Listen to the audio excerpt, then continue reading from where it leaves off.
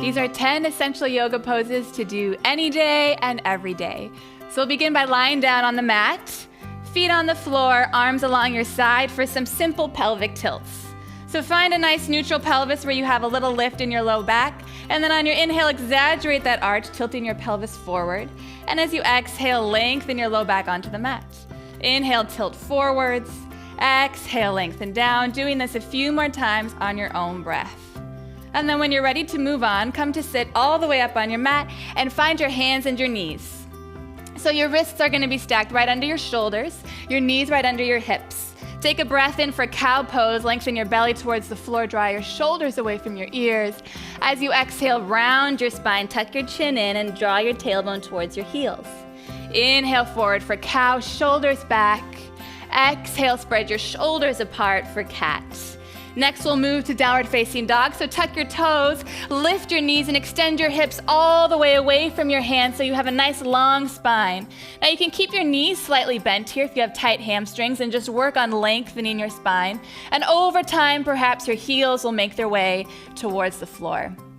Our next move is a low lunge. So take your right leg, reach it up to the ceiling, and then step it in between your hands. We'll lower our back knee for now, but you can keep it lifted, and extend our arms overhead. Good, reach your fingers up, lengthen your hips down to the floor, and take a breath here. From low lunge, lower your hands back down to the floor, tuck your back toe, lift your back knee, step your back foot forward a bit with both feet planted on the mat. If you have blocks, you can place them under your hands for extra support, and work on squaring your hips to the front of the mat so that front hip pulls back and your hips are nice and even. Folding forward over that front leg, hands resting again on the blocks or on the mat.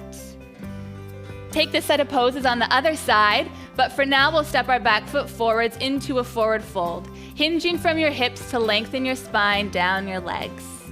Press down into your feet, stand all the way up, arms reach overhead, Urdhva Hastasana, or raised hands pose, and then lengthen your arms down your side for mountain pose, rolling your shoulders back, reaching down through your heels and the crown of your head. Good, bend your knees, hinge at your hips, and fold forwards, finding your forward bend again, and step back to your downward facing dog. The next pose is pigeon pose, so take one leg and lay your shin down behind your wrists, lengthening your back leg down, and sit up nice and tall here, seeing if you can square your hips to the front of the mat rather than roll over onto the hip of the bent knee. Finding that length through your spine, slowly start to lengthen forwards, resting your head onto your folded arms or right on the mat, or even a block if you have a block. Stay here for 5 to 10 breaths, breathing into the stretch. Repeat the stretch on the other side. Come to sit up, and we'll roll over onto the hip of the bent knee, swing both feet forwards, and come to lie all the way down on your mat.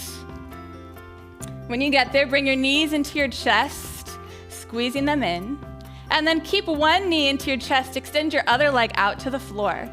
Slide your hips over towards the bent knee, and take your bent knee to the opposite side of your body for a simple spinal twist.